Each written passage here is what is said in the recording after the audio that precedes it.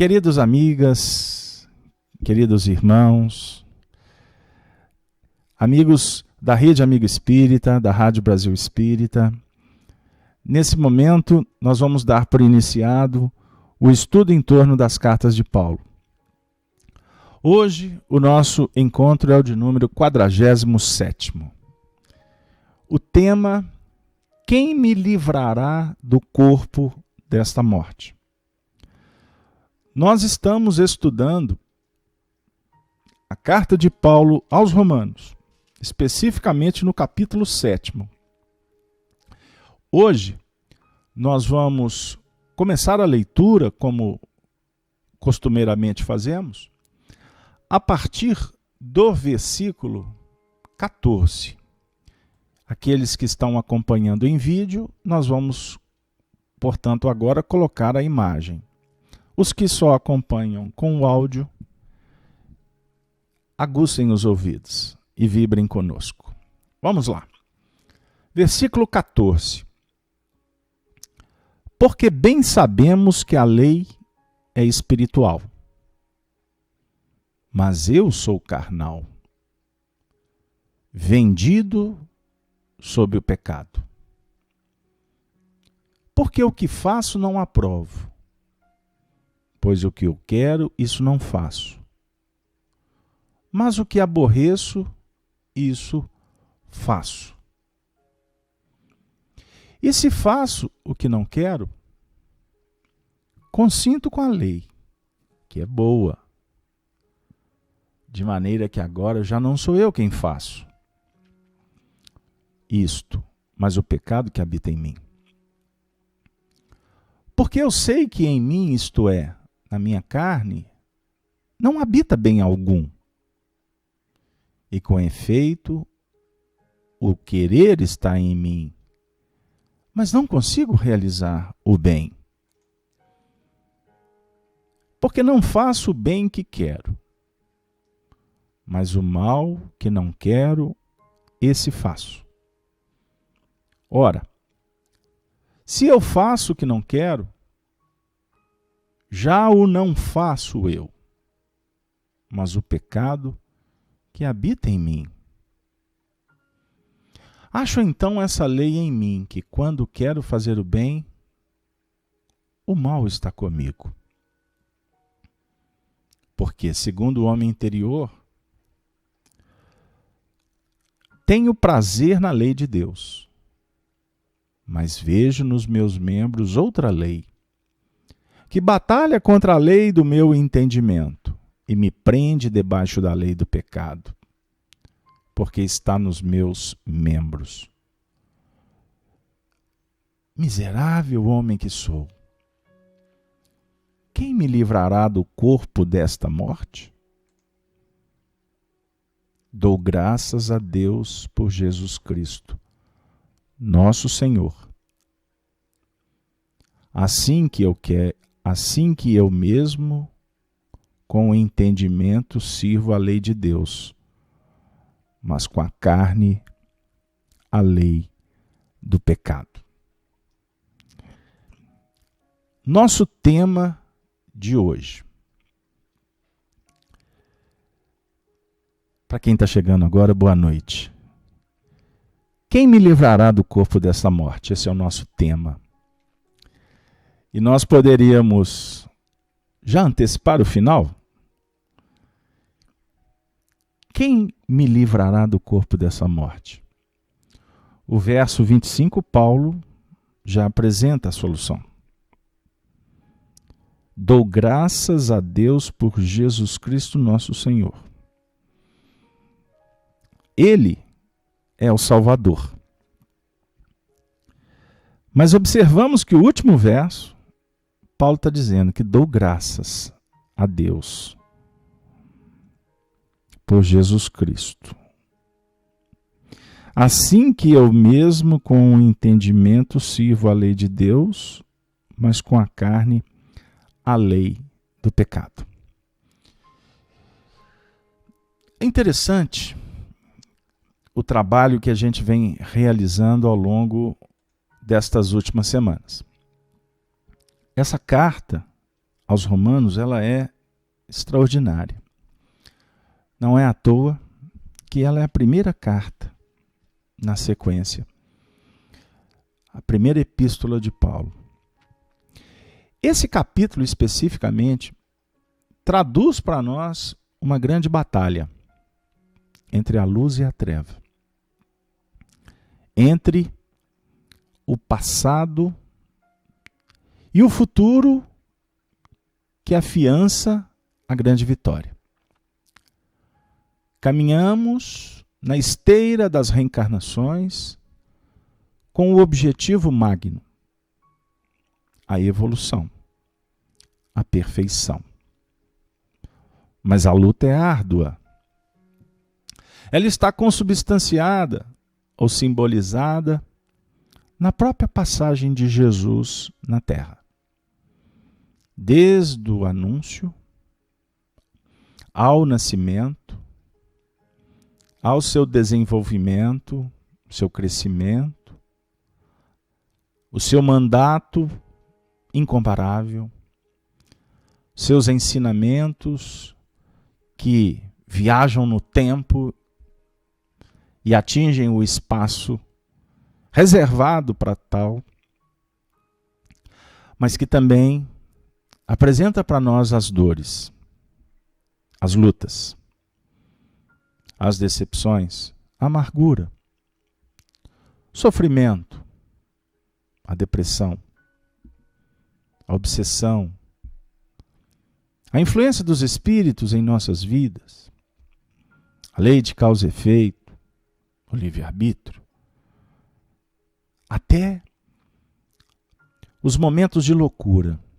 A passagem de Jesus é pródiga para nos dizer os estados que nós vivenciamos, desde a apresentação do nosso passado ainda corrompido, conspurcado, cheio de máculas, virilidade, tirania, soberba, como também as aquisições, a luz que já se fez, a luz que se fará, a luz que é o alimento da alma, na sua expressão de amor. A luz que dimana de Deus e que viaja pelo espaço. A manifestação do fluido cósmico universal, da matéria, que vai sendo, vamos dizer assim, que vai sendo trabalhada por nós, à medida em que vamos evoluindo. Isso para nós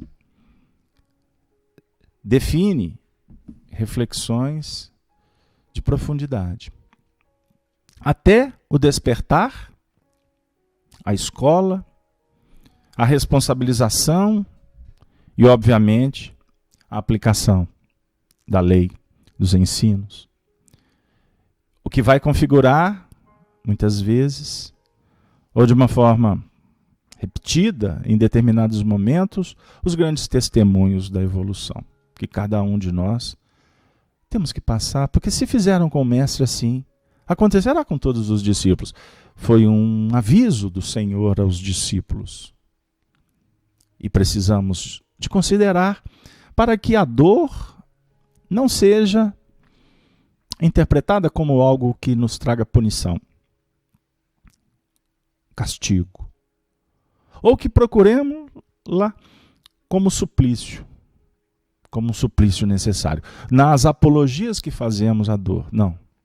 A dor é para a vida o que o buril é para uma pedra. Se transforma num buril de luz para a alma. Então precisamos do Calvário, mas precisamos do horto da oração, precisamos do contato com os profetas. Subimos no Tabor,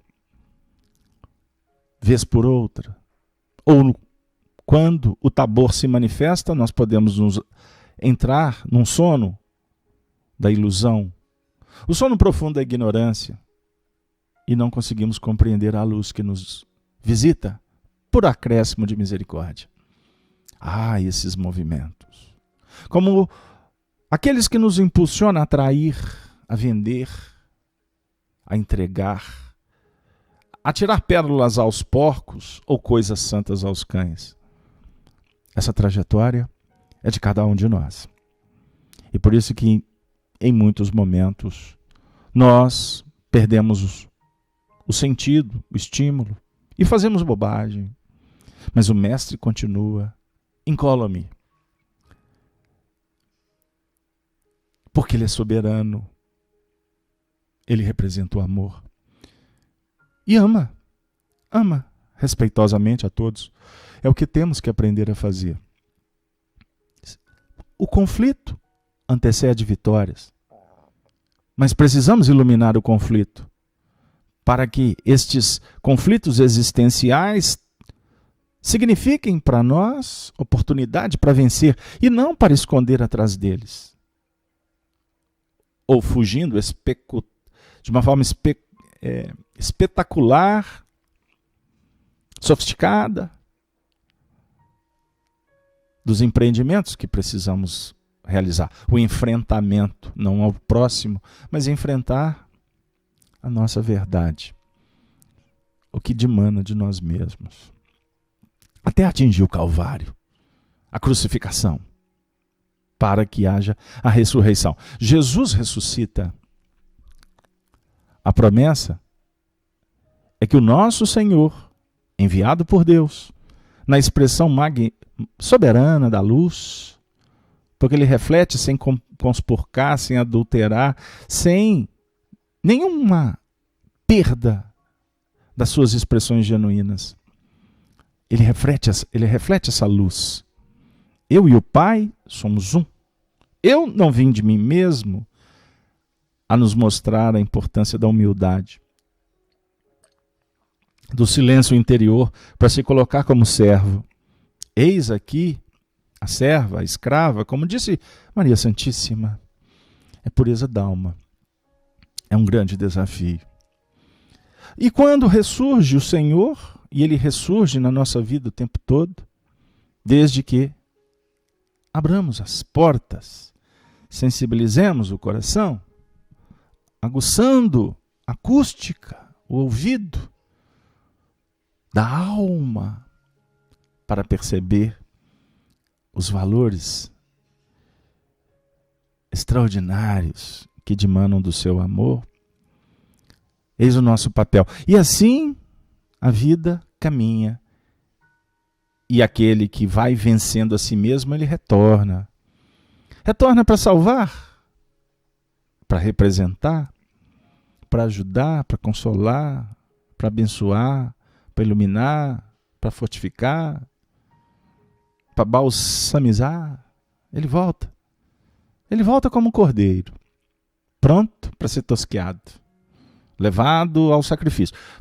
O sacrifício interior, mas ele volta por amor. Ele volta sempre para nos ajudar. Essa é a dinâmica do Evangelho.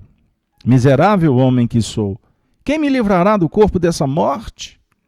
Esse é o nosso desafio.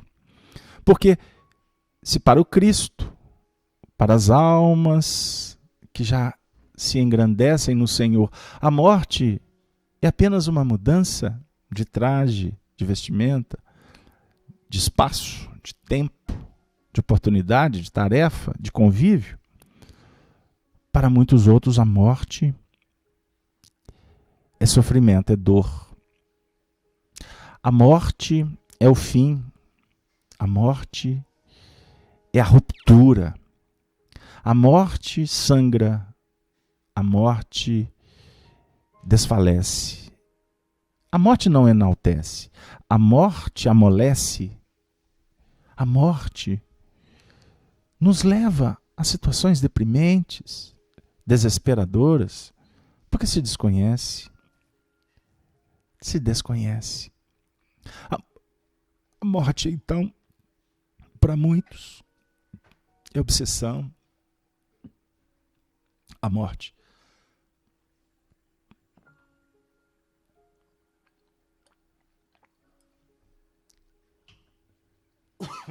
me perdoe.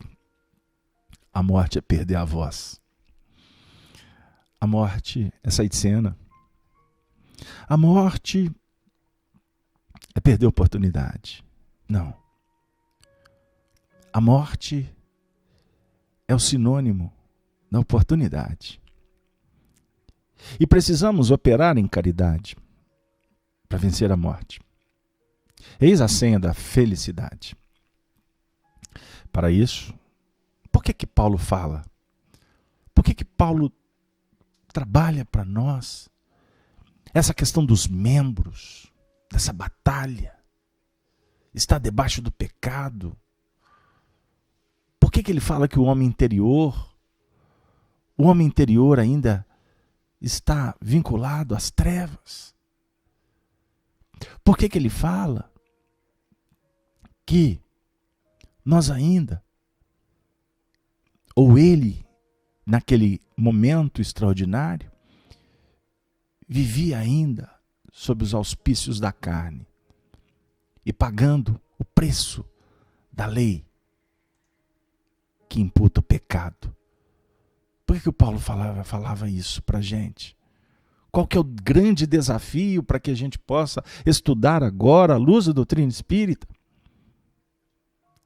Vamos voltar aos estudos anteriores, vamos refletir em tantos aspectos trabalhados, mas hoje, o tempo, se nos ajudar,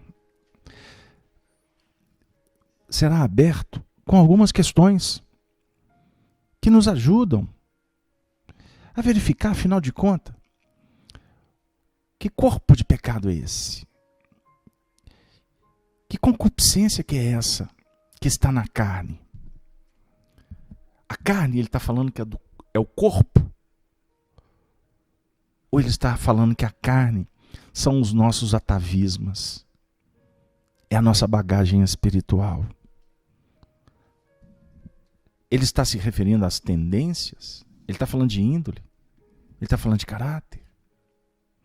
Então nós separamos algumas questões de O Livro dos Espíritos. E eu vou flutuar em algumas delas. Inicialmente, eu convido os amigos que querem acompanhar o estudo do Livro dos Espíritos a partir de agora na questão 196A. Kardec perguntou assim aos espíritos. Vamos lá. Rapidamente para a gente... 196A, eu não tinha marcado. Vamos lá. 196A. Kardec formula assim: é o corpo que influi sobre o espírito para que este se melhore? Ou é o espírito que influi sobre o corpo? Resposta da espiritualidade superior: teu espírito é tudo. Teu corpo é apenas uma veste que apodrece. Eis tudo. Agora nós vamos para a questão 463 do Livro dos Espíritos. Pergunta de Allan Kardec. Disse algumas vezes que o primeiro impulso é sempre bom. Isto é exato? Resposta: pode ser bom ou mau, conforme a natureza do espírito encarnado. É sempre bom naquele que ouve as boas inspirações.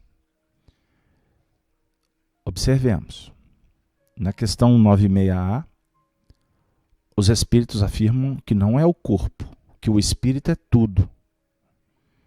Então, o impulso que brota da nossa intimidade vai definir a natureza do espírito que está encarnado. Agora, nós vamos dar um salto.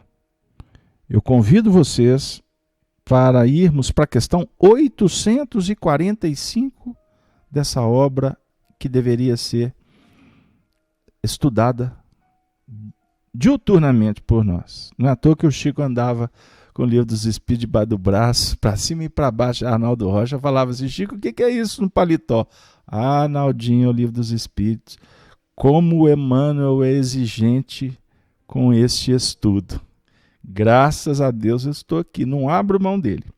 Vamos lá, pergunta 845. 105 do Livro dos Espíritos.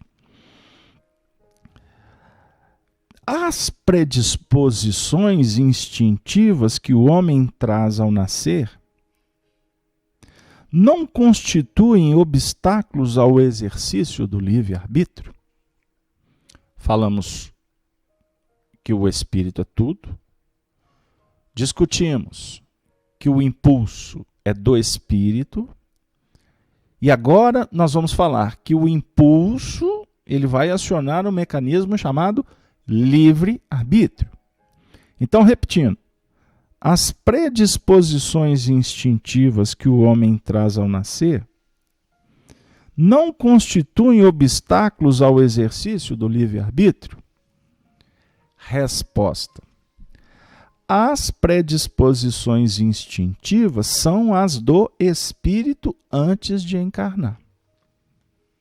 Conforme este seja mais ou menos adiantado, elas podem impeli-lo à prática de atos repreensíveis. E nisso será secundado pelos espíritos que simpatizam com estas disposições. Não há, porém, arrastamento irresistível, desde que se tenha vontade de resistir. Lembrai-vos de que querer é poder. Então, aqui agora, vem falar para nós de predisposições instintivas, que pertencem a um espírito que está encarnado, que vai definir a sua posição, adiantado ou não na escala evolutiva. E essas predisposições podem impeli-lo à prática do bem ou de atos repreensíveis. E aí entra uma outra situação, que é o envolvimento de espíritos. Porque temos, em alguns momentos, a tendência a agirmos mistificando. Queremos, por exemplo, transferir as responsabilidades do encarnado para influências espirituais. Embora sabemos que existem obsessões que o indivíduo chega num grau de perder até a consciência. Ele entra, por exemplo, no estado de subjugação, seja física ou moral. Estudemos Allan Kardec no Livro dos Médiuns. Mas o impulso que dimana do espírito, as suas predisposições naturais, o atavismo que ele vive, que ele traz de outras existências, é que vai definir ou que vai acionar o mecanismo do seu livre-arbítrio. Todos nós temos esse dom divino, como discursava brilhantemente Aurelius Agostinho, ou bispo de Hipona, Santo Agostinho no século III. É o dom extraordinário que Deus nos deu. E, utilizando o livre-arbítrio, nós vamos entrar nos fenômenos de causa e efeito. É a dualidade. A dualidade na qual nos movimentamos na esteira da evolução. E nestes movimentos, que vão definir repercussão, lidaremos de uma forma natural. Portanto, quando optamos pelas ações repreensíveis, nos depararemos com a necessidade de reparações. Então tem ação, reação, repercussão, reparação. Bom, agora nós vamos também falar da questão 846. Olha que pergunta extraordinária, que chegamos agora aonde o texto nos chama bastante atenção. O organismo não exerce alguma influência sobre os atos da vida? Caso haja essa influência, não será exercida com prejuízo do livre-arbítrio? Resposta dos Espíritos para Allan Kardec. O espírito certamente é influenciado pela matéria, que pode dificultar as suas manifestações.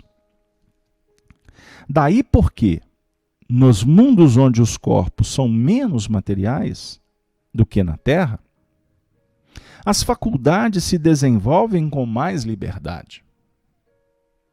O instrumento, porém, não confere a faculdade. Aliás, é preciso que se distingam as faculdades morais das intelectuais. Se um homem tem o instinto de assassínio,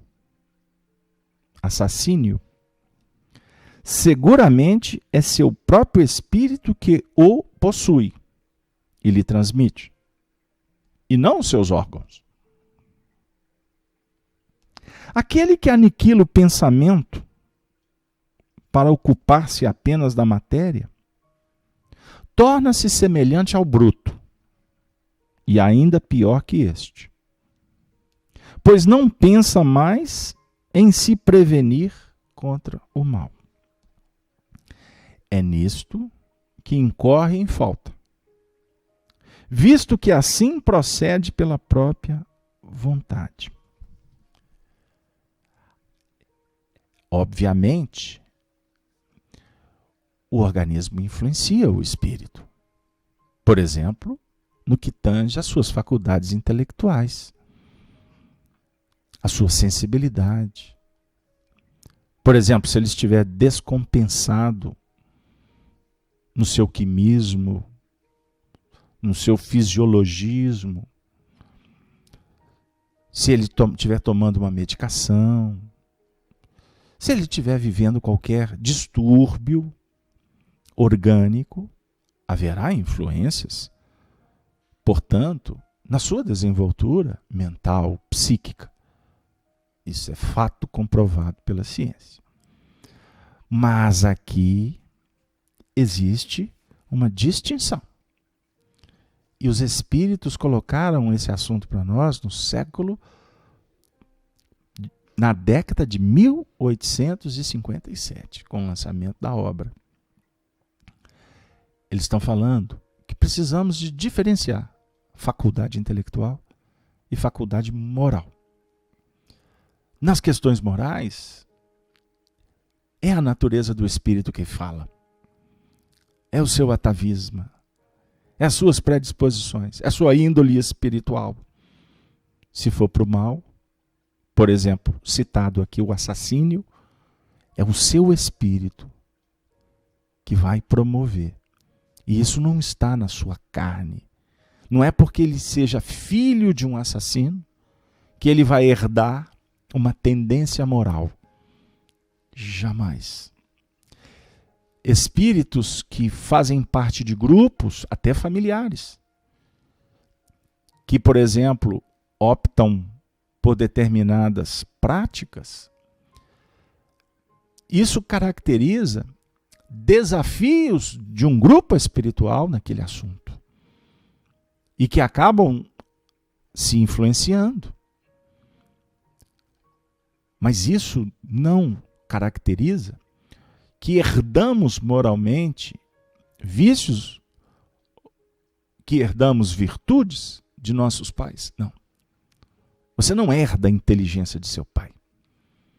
O caráter é do seu pai. Como o do seu filho será o do seu filho, e não, ele vai herdar de você estes princípios. Obviamente que os exemplos, o meio, influencia para o bem.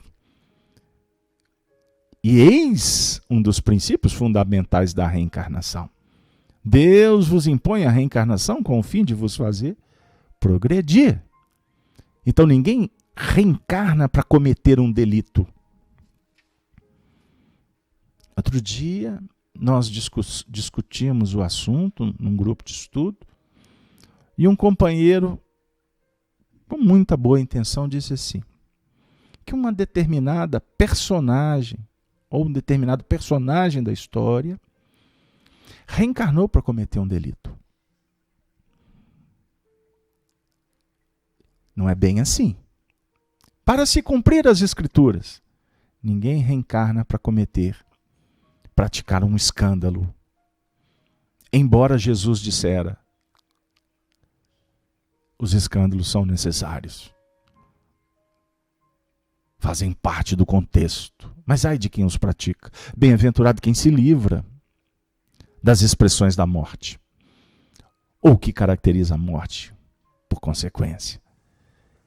É um assunto que precisamos conversar com calma.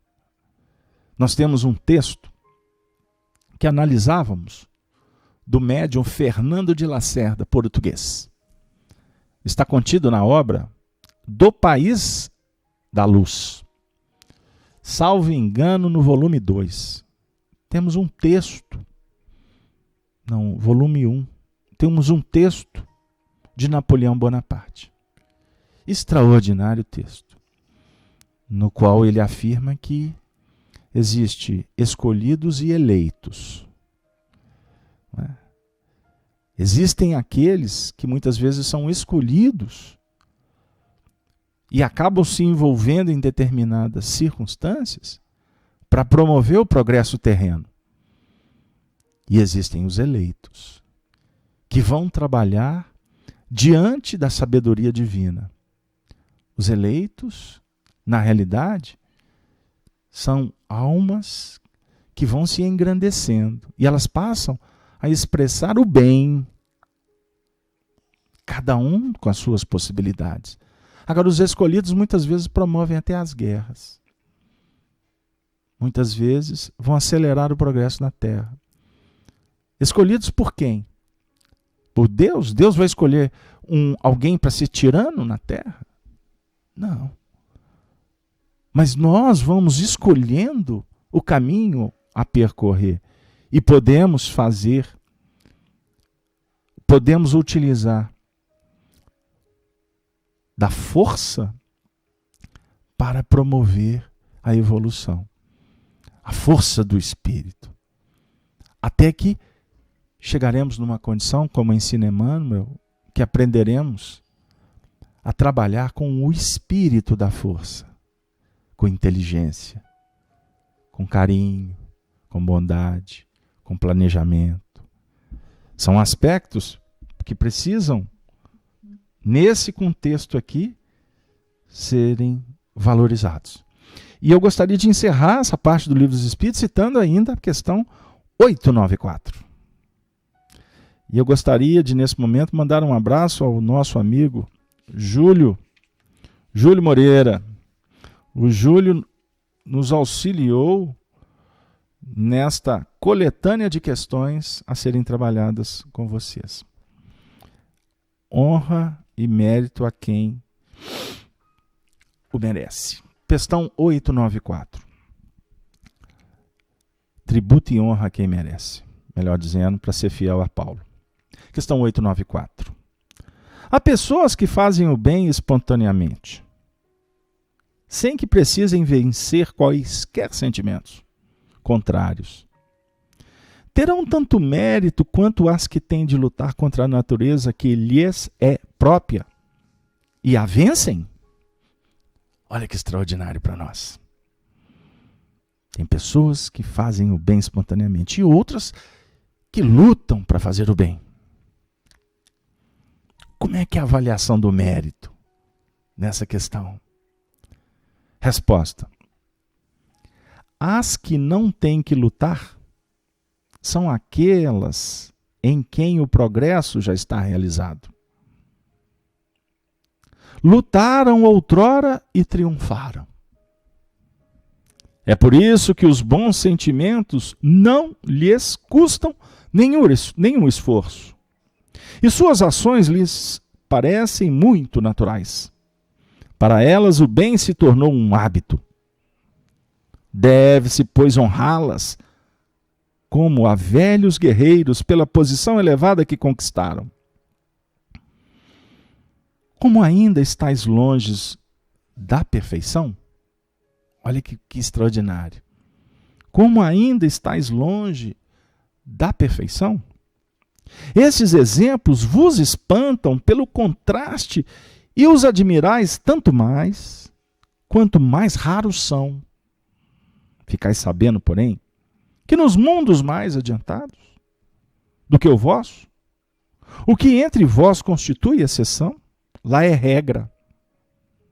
Neles o sentimento do bem é espontâneo em toda parte, porque são habitados somente por espíritos bons.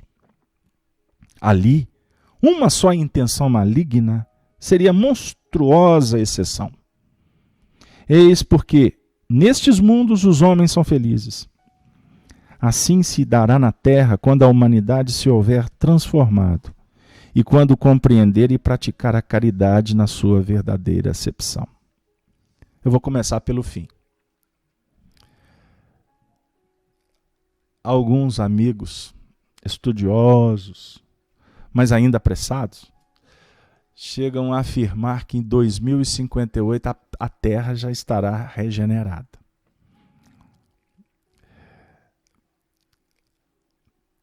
Quer que repete o final? Não precisa, né? Porque quando se fala nos mundos evoluídos, quando há uma transgressão, isso é uma exceção monstruosa.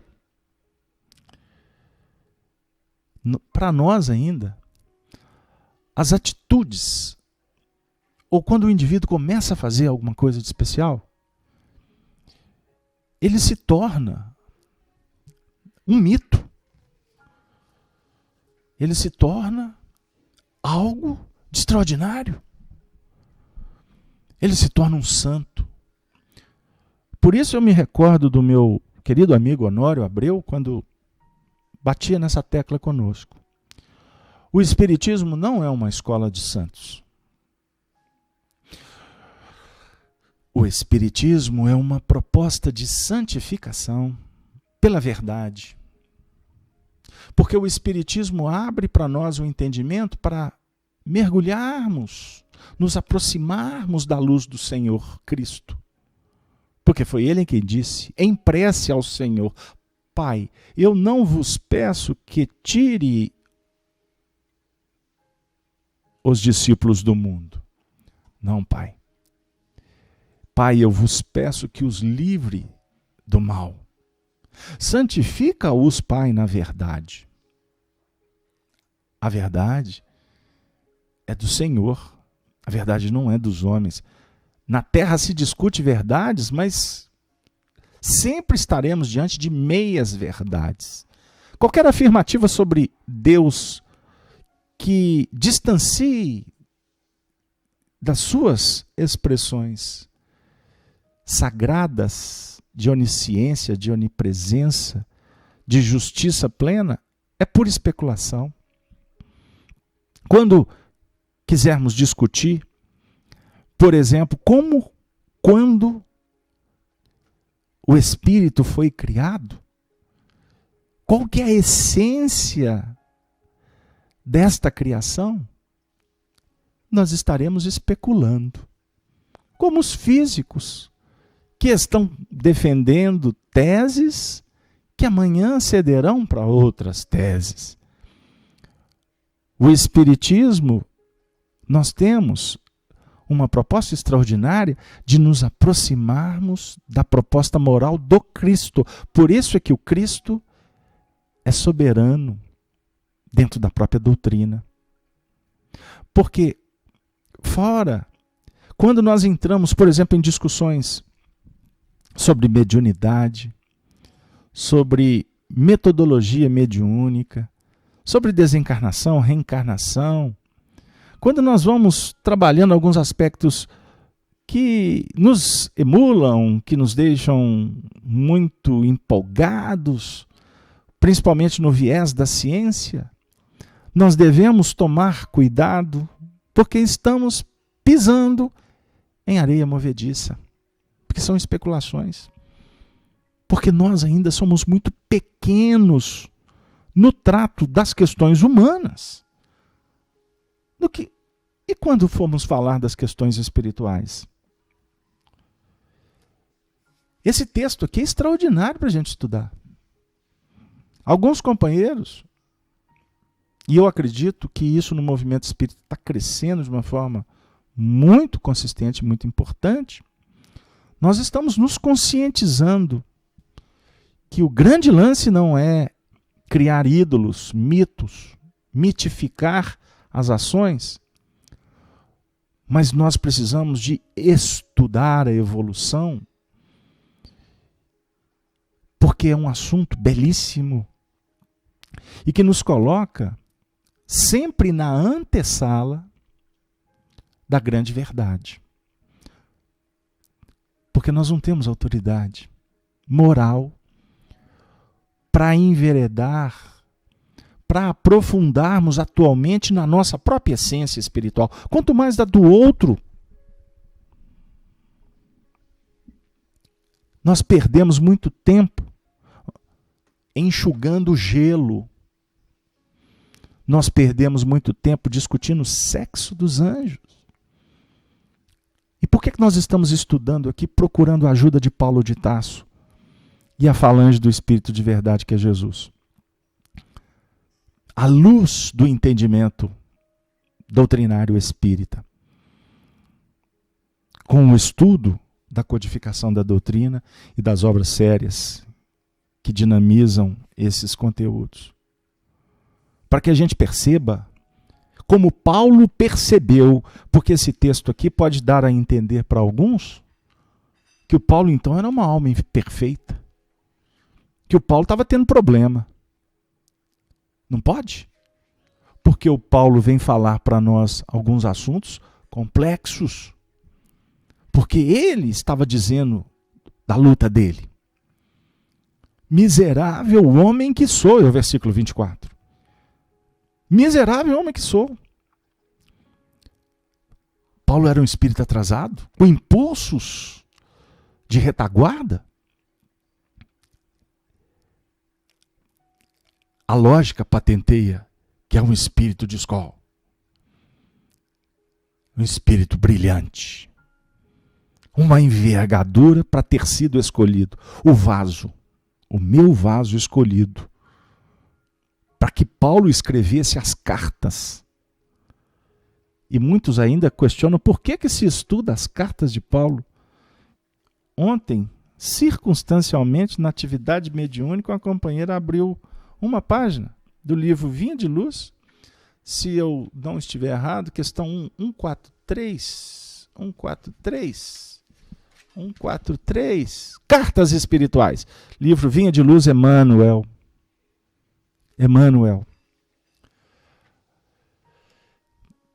Paulo diz assim: o correio do céu nunca se interrompeu. Desde que a inteligência humana se colocou em condições de receber a vibração dos planos mais altos, não cessou o Pai de enviar-lhes apelos, através de todos os recursos. Em razão disso, a inspiração edificante nunca faltou às criaturas. E na atualidade, com a intensificação do intercâmbio entre os círculos visíveis e invisíveis, a face do espiritismo evangélico que restaura no mundo o cristianismo, na sua pureza essencial,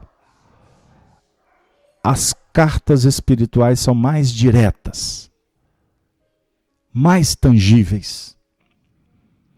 Grande parte dos estudantes, contudo, seguindo a velha corrente do indiferentismo, em reparando essa ou aquela página edificadora, procura avidamente os nomes daqueles a quem são dirigidas. Se há conselhos sábios, devem ser para os outros. Se surgem advertências amigas, ou severos apelos devem ser igualmente para os outros. e compacta assembleia de companheiros demonstra singular ansiedade para receber mensagens particularistas, com apontamentos individuais. Para prevenir tais extremos, recomendava Paulo que as epístolas dedicadas a determinada igreja fossem lidas e comentadas em diferentes santuários, para a necessária fusão e dilatação dos conhecimentos elevados. As cartas espirituais de hoje devem observar idêntico processo. Somos compelidos a reconhecer que todos somos individualmente portadores de um templo interno. Saibamos extinguir as solicitações egoísticas e busquemos em cada mensagem do plano superior a consolação, o remédio, o conselho ou a advertência de que carecemos. Quando soubermos compreender as pequeninas experiências de cada dia com a luz do Evangelho, concluiremos que todas as epístolas do bem procedem de Deus para a comunidade geral de seus filhos. Emmanuel, Vinha de Luz, lição 143. Cartas espirituais. O texto do Livro dos Espíritos nos chama a atenção de novo, porque nós vivemos num processo em que notabiliza-se o indivíduo quando ele faz diferente. E nós, muitas vezes, nos curvamos a estas evidências, que são sagradas e importantes para quem as vive, mas perambulamos como moscas em torno da luz dos indivíduos que estão lutando para tal, em detrimento da necessidade de auto-iluminar, prestando atenção nas cartas que estes companheiros estão lendo para nós. No nosso movimento do século XX, no Brasil, nós tivemos vultos importantes, dentre eles, Francisco Cândido Xavier. Um indivíduo, uma alma boníssima, sensível, que reencarnou com um compromisso de empreender uma luta pessoal. Estamos estudando o livro Cartas de uma Morta, no estudo do Livro dos Espíritos na FIAC. Essa madrugada eu fiquei passeando por alguns textos. Sabem que tem alguns companheiros espíritas que rechaçam essa obra? Porque ela é cheia de contradição. É o primeiro livro do Chico, não tem valor. Mas eu gostaria de trazer uma reflexão para vocês. Estudem esse livro. Se ele pode ter algum erro aqui ou acolá, prestem atenção nessas missivas, porque são epístolas. E que se elas foram autorizadas pelo alto, sob a tutela de Emmanuel, que estava sob a jurisdição de Paulo, de Estevão, e aí a cadência ou a hierarquia vai atingindo as culminâncias, se essa obra foi editada, ela tem uma razão de ser. E essa obra é da mãe que volta do mundo dos espíritos para contar para o seu filho como foi a experiência dela. E é a mãe. Eu gostaria de chamar a atenção. Não foi o André Luiz, com a sua envergadura científica. Não foi Humberto de Campos, com a sua desenvoltura literal, filosófica. Não foi Emmanuel no seu sentido, do exegeta, do profundo estudioso das letras cristãs no além. Não foi Aulus, Asclépios, nem dos mentores, nem daqueles cristãos dos tempos primitivos que se transformaram, os pais da igreja antiga, da patrística, que se transformaram em mentores para trazer as mensagens que desenvolve a doutrina espírita nos nossos tempos e nos tempos futuros. Foi a mãe. E essa mãe veio consolar o seu filho. E nesse consolo, num ato de profunda bondade e de profundo amor, porque é uma mãe que volta para consolar o seu filho, ela vem embalar o seu filho em conselhos extraordinários, para que ele pudesse entender que ele era uma alma que tinha reencarnado para lutar. E que ele ficasse atento. Porque se ele não empreendesse essa luta com vigor, com insistência, com perseverança, com dedicação, com amor, as cordas do instrumento que era a mediunidade dele iria se enferrujar. Então ela diz assim: ser pobre, ser simples, para que você possa sempre se lembrar daquele que foi o exemplo de simplicidade e de bondade, de perseverança. Porque ele pegou a cruz e foi até o cume. Ele foi até o fim. E graças a Deus, Chico Xavier fez isso. E o que nos chama muita atenção não é ficarmos presos aos feitos do Chico, que são belíssimos. Mas enquanto eu uso discursos que o exemplo dele é incomparável, que eu vou perambulando em cima de tantos e tantos e tantos exemplos, eu posso estar me distanciando da minha necessidade espiritual, porque eu estou enxugando o gelo. A minha necessidade espiritual é de fazer luz na minha intimidade. As cartas, o endereço delas são bem definidos. São cartas espirituais para um espírito que sou eu. Paulo de Tarso se colocava como miserável. Porque o espírito, quanto mais vai se aproximando da luz, ao invés de se candidatar aos planos da euforia, o picadeiro da fama, aonde se vincula a bajulação, ao aplauso, e com isso vamos nos distanciando da essência, que é a simplicidade. E como espíritos que temos o atavisma do poder, da glória efêmera da terra, nós podemos, em nome dos céus, estarmos caminhando para o vale do inferno e citando o nome de Jesus por muitos lugares que nós vamos. Paulo de Tarso se coloca como miserável. Por quê?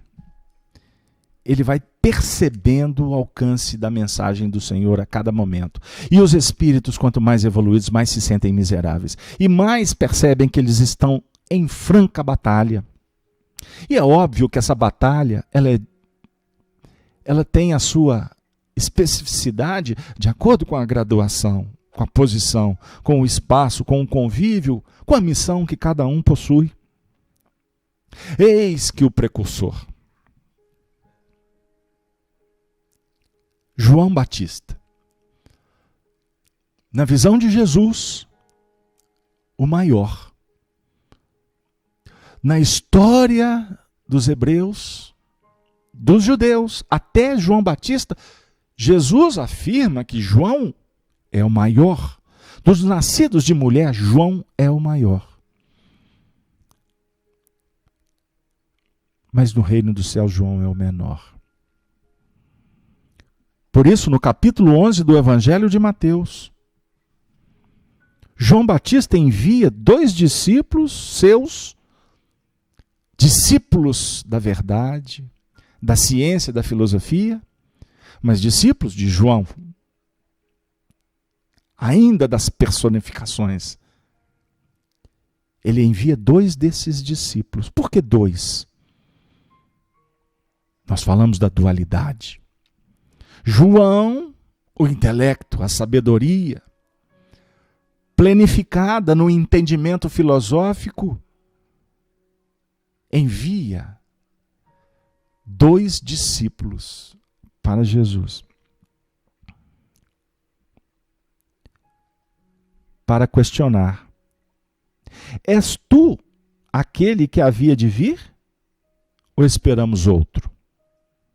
Capítulo 11 do Evangelho de Mateus, versículo 3. E Jesus, respondendo, disse-lhes: ide e anunciai a João as coisas que ouvis e vedes. Ouvis e vede. Porque aqui é filosofia e é ciência operacional. Os cegos veem e os coxos andam. Os leprosos são limpos e os surdos ouvem. Os mortos são ressuscitados. E aos pobres é anunciado o Evangelho. A doutrina espírita nos apresenta a ciência. Filosoficamente, ela nos coloca diante da verdade de onde viemos, o que estamos fazendo, o que podemos fazer e quais são as consequências. E nós temos um grande laboratório que comprova. Porque os cegos veem, os coxos andam, os leprosos são limpos, e os surdos ouvem, os mortos são ressuscitados. Os mortos falam conosco, eles voltam, eles nos trazem missivas. E por que Jesus deixou por último para dizer? E aos pobres é anunciado o Evangelho. Aos pobres da terra, o Evangelho é anunciado para os ricos dos céus, que se escondem, ou que se mobilizam, ou que operacionalizam como pobres da terra. Bem-aventurados são os cristãos que se voltam para servir os pobres da terra. Bem-aventurado quando escolhemos o nosso tempo para cuidar do Filho do Calvário, que é de Jesus. Se nós, com esse atavismo que trazemos, com essas remanescências, com essas reminiscências, com essas tendências do nosso passado egóico, não nos candidatarmos a curar feridas, não no plano discursivo, que é muito belo, fácil, empolgante, se não nos candidatarmos a caminhar diante da providência que pode nos colocar diante do sangue, do suor, do sacrifício, da dor, da fome, do desespero. Continuaremos trajados, muitas vezes brilhantemente, com títulos, com reconhecimento, com aplausos, na galeria de discípulos, de seguidores de Jesus. Mas no fundo ainda estaremos miseravelmente falidos. E há de chegar um tempo que iremos nos recordar disto. Queridos amigos, senhoras e senhores, Paulo de Tarso encerra a nossa noite dizendo: dou graças a Deus por Jesus Cristo nosso Senhor,